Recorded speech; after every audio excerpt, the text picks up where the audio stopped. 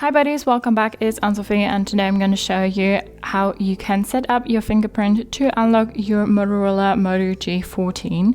And for that we need to go to our settings and then go to password and accounts and then go to security and privacy and go to device lock and say face and fingerprint unlock. Enter your PIN here. And then we want to click on fingerprint. Unlock with your fingerprint, touch the fingerprint sensor to unlock your phone, authorize purchases or sign into apps. Set up. So the fingerprint sensor is on your on and off button here. So we're gonna go ahead and touch that. Lift and touch again. Keep lifting your finger to add the different parts of your fingerprint. Fingerprint added. Fingerprint unlock improves the more you use it to unlock your phone or verify it to you in apps. Okay, done.